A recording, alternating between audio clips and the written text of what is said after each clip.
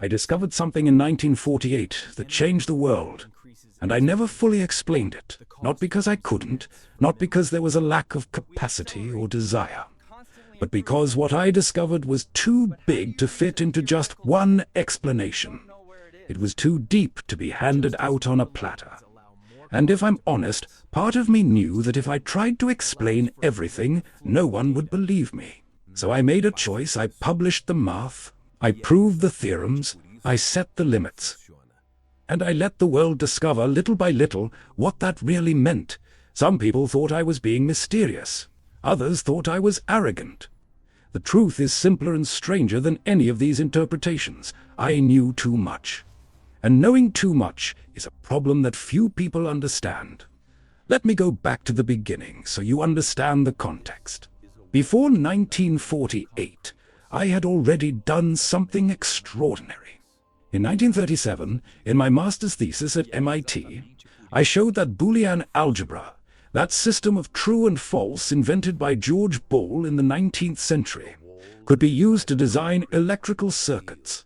That zeros and ones were not just philosophical abstractions, they were switches, on and off, and that any logical operation could be implemented with physical circuits. This dissertation, which I wrote at the age of 21, is considered by many to be the most important master's dissertation of the 20th century. It laid the foundations of all digital computing.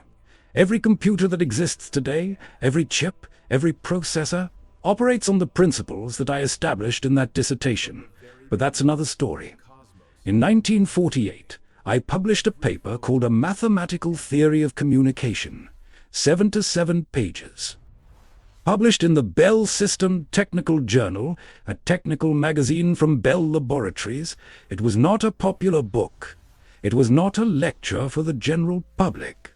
It was a technical, dense article, full of mathematics, aimed at engineers and mathematicians. And within those 7 to 7 pages, I did something that no one had done before. I created an entire science, from scratch, with definitions, axioms, theorems, proofs, consequences, a complete theory of information. With a single publication, I founded an entire field of knowledge. That sounds grand, I know, but that's what happened. Before my article, there was no precise definition of information. There was no unit of measurement for information. There was no mathematical theory that described the fundamental limits of communication. There was no concept of entropy applied to information. There was no channel capacity theorem. There was no formal idea of coding to correct errors. None of that existed. And after my article, all this existed, at once, in a single document. It's as if someone published Newton's mechanics, thermodynamics, and electromagnetic theory in a single article. The density of ideas was overwhelming. And here's the first problem. When you put so much stuff in one place, people can't absorb it all. They take pieces. The engineer takes the channel capacity theorem because it is what he needs to design systems. The mathematician takes the definition of entropy because it is elegant and has connections with other areas. The philosopher takes the phrase about meaning being irrelevant to engineering and builds debates on it for decades. Everyone takes what they can carry, but few get it all. Few see the full picture. And I never made a systematic effort to show the full picture in terms that anyone could understand. Why? That's the question I'm being asked. Why didn't I write a popular book? Why didn't I give talks to the general public? Why haven't I done what Einstein did with relativity, or what Feynman did with quantum mechanics, translating complex ideas into accessible language? The answer has several layers, and none of them are simple. The first layer is temperament. I have never been a public communicator. I never sought fame. I never wanted to be the face of a scientific revolution. I liked solving problems. I liked mathematics. I liked machines, circuits, gadgets. I built robots that played chess and machines that rode unicycles. I built a machine that calculated in Roman numerals just because I thought it was funny. I built another one whose only function was to turn itself off when you turned it on. I had fun with science. I played with it. I treated it like a game. While other scientists were holding press conferences and writing manifestos, I was in the garage building a motorized unicycle. While the world wanted me to explain the revolution, I was juggling. Literally, I juggled in the hallways of Bell Labs, and I even wrote an article about the mathematics of juggling. Because to me, everything was an interesting problem. Everything was a game. And the idea of sitting down and writing a book explaining my theory for the laymen never attracted me. Not out of contempt for the public, but because my mind was already on the next problem.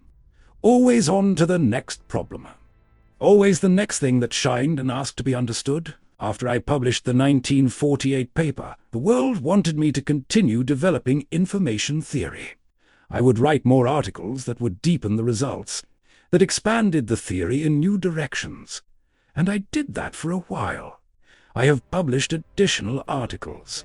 I worked with Warren Weaver on a more accessible version of the theory, but quickly my interest migrated. For encryption, for artificial intelligence, for automatons, for game theory, for machines that learn. My mind wouldn't stay still. She didn't want to polish an already constructed theory. She wanted to build the next thing. This frustrates people. They want the genius to sit around explaining his genius. That you dedicate yourself to making what you discovered accessible. Be patient, didactic, generous with your time. But I didn't work like that. I was an explorer, not a teacher. I discovered new territories and moved on. Mapping the territory in detail, explaining each trail, each river, each mountain, I left that to others, and others did. Robert Fano, David Slepian, Thomas Cover. Dozens of researchers who have dedicated their careers to developing, explaining, and expanding the theory I started. They did the translation work that I didn't do, and they did well. But the second layer is deeper and harder to explain. It's just that I knew that the theory had implications that went far beyond what I could articulate at the time. I saw connections that I couldn't prove. He sensed ramifications that would take decades to materialize.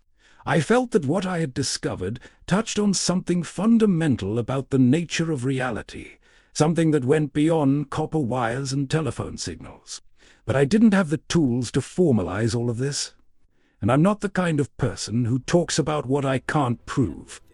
This is an important distinction. Many scientists speculate freely.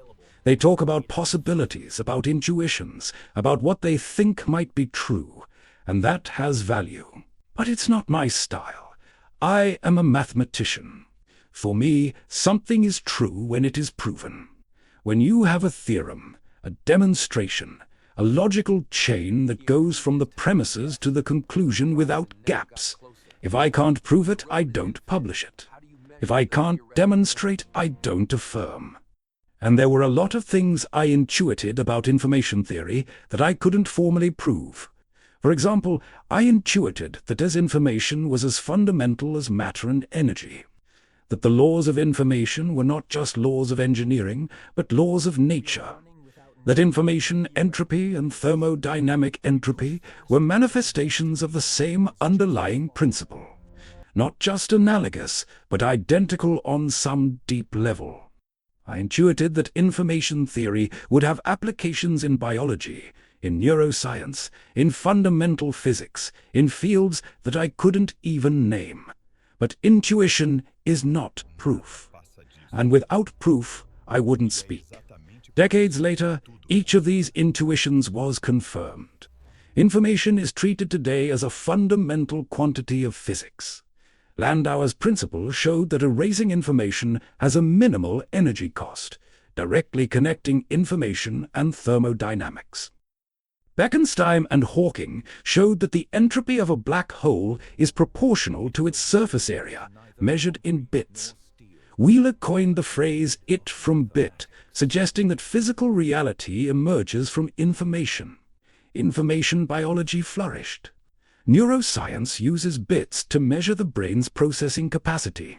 Quantum information theory is one of the most active fields in contemporary physics. Everything I intuited came true. But I didn't live to see most of this become formalized. And even if I had lived, I probably wouldn't have been the one to formalize it, because my mind would have already moved on to the next problem. The third layer is about the nature of knowledge itself. There are things you know but can't fully explain, not because he lacks vocabulary or intelligence, but because knowledge is richer than language allows us to capture. Think about something you do really well: to go by bicycle, cook a dish that you have mastered, play an instrument. You know how to do it, your body knows, your intuition knows. But if someone asks you to explain exactly how you do it, every movement, every decision, every adjustment, you can't. Not completely. There is tacit knowledge that resists verbalization, that exists in doing, not in talking. Math is like that for me. I saw patterns that couldn't be put into words, connections that existed in the abstract space of mathematics, but that dissipated when I tried to translate them into natural language. The formal proof captures the logic, but it doesn't capture the vision, doesn't capture the moment where you look at a problem from an unexpected angle and suddenly see the whole structure reveal itself. This moment is intimate, personal, almost mystical, and it is non-transferable. I can give you the proof. I can give you the theorem. I can give you the consequences. But I can't give you the vision. I can't put inside your head what's inside mine. And this limitation is not mine. It's about the communication itself. Ironically, the theory I created to describe the limits of communication encounters its own limit when it tries to communicate itself in all its depth. There is a fourth layer, and this is perhaps the most personal of all. I was afraid of being misunderstood, not the superficial fear that people wouldn't understand the math.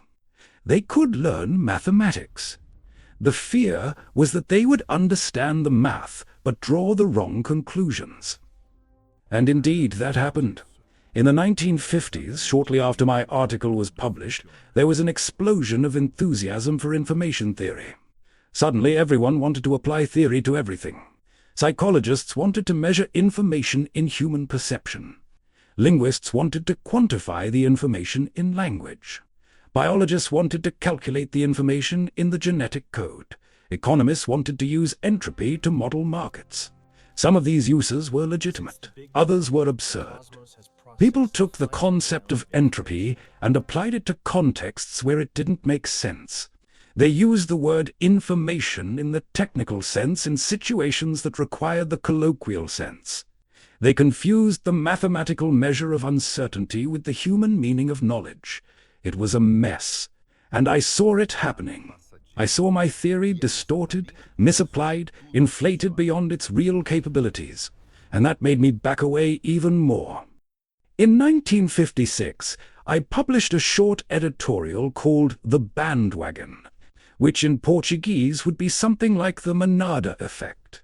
In it, I warned that information theory was being applied indiscriminately, that people were using information theory terminology in fields where it didn't directly apply, that it was necessary to be cautious, rigorous, careful not to transform a solid theory into an empty fad. This editorial is revealing. It shows that I was aware of the danger of popularization without understanding, and perhaps it explains why I never made a greater effort to popularize the theory myself. Because popularizing is simplifying, and to simplify when it comes to mathematics is often to distort. And I would rather the theory were known by few and understood correctly than known by many and understood wrong. This may seem like elitism. It may seem like I was saving the knowledge for an elite of initiates. But it wasn't that. It was protection. Protection of the integrity of ideas. Protection against misuse of powerful tools, because an incorrectly applied mathematical tool is not harmless. It generates false conclusions with the appearance of rigor. It gives the illusion of precision where there is none. And this illusion is more dangerous than ignorance, because the deceived person does not know that he is deceived. She thinks she has the answer, and the answer is wrong. There is also a practical aspect that people forget. I was at Bell Labs. Much of my work had direct implications for cryptography and national security.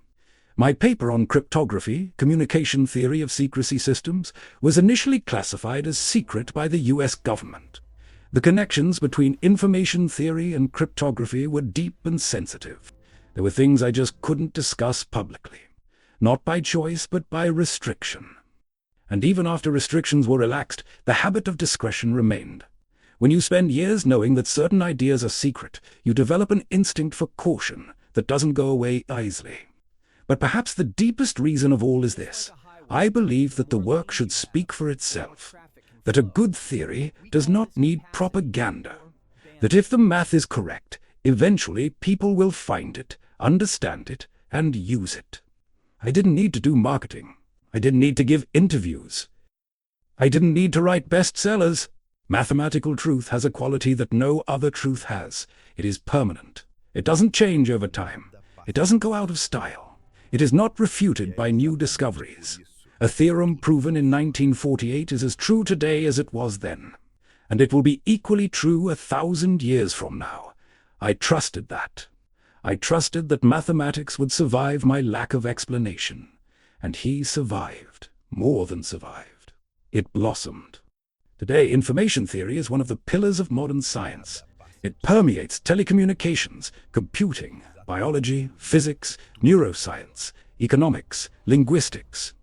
Each field discovered it in its own time, at its own pace, and adapted it to its own needs. Exactly how I imagined it, and it would happen. Not because I planned it, but because I trusted in the power of ideas. And when I look back, I have no regrets. I don't regret not writing the popular book. I don't regret not giving the talks. I don't regret having been discreet, reserved, almost invisible to the general public. Because what I discovered didn't need me to spread it. It just needed to exist. And it exists. In every message you send. In every bit that travels the world. In every system that transmits, stores, or processes information. The theory is there, silent, invisible, working. It's curious how the world works.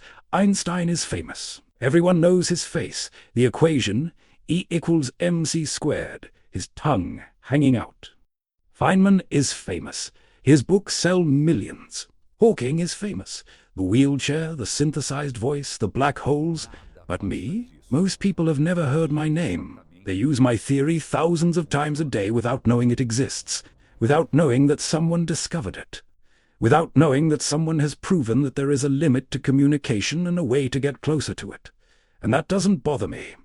It didn't bother me when I was alive, and it wouldn't bother me now. Because anonymity is, in a way, proof of my success. When a theory becomes so fundamental that people use it without thinking, as natural as breathing, as invisible as gravity, it has reached the highest level possible. It has become part of the infrastructure of reality. People asked me if I knew, at that moment in 1948, the size of what I had discovered. The honest answer is yes and no. Yes, I knew it was important. I knew the theorems were powerful. I knew that the theory would solve real engineering problems, but the full range? Applications to black holes, genetics, artificial intelligence, quantum computing? No, I couldn't predict that. Nobody could. The theory was bigger than me. Bigger than Bell Labs, bigger than telecommunications engineering. It was one of those rare discoveries that touches on something fundamental about how the universe works. And discoveries like this have a life of their own. They grow, they branch, they transform in ways the original discoverer never imagined. I planted a seed. A mathematical seed. Precise, rigorous. I planted it in fertile soil. In the middle of a technological revolution that was just beginning. And the seed grew into a tree that I could not have drawn. Each branch is a new field. Each sheet is a new application. Telecommunications, computing, cryptography, biology, neuroscience, quantum physics, artificial intelligence. And the tree is still growing, they're still branching out. It is still bearing fruit that I have never tasted and will never taste. And that's beautiful. This is how science should work. One person finds out. Many people build. And the result is greater than any individual could achieve alone. And maybe that's deep down what I've never fully explained. Not the theorems. The theorems are in the article, crystal clear for anyone who knows how to read them. What I never fully explained was the feeling. The feeling of looking at a problem for years and suddenly seeing the entire answer at once. Complete, perfect, inevitable.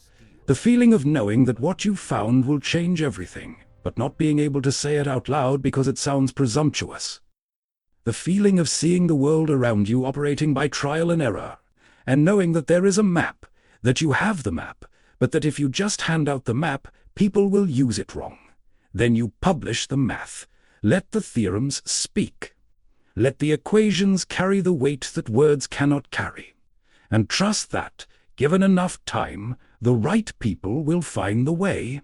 Go read the proofs. They will understand the implications. They will build on what you started. And they will take the theory to places you never imagined. I knew too much to explain everything. And he knew enough to trust time. He knew too much. And time proved him right.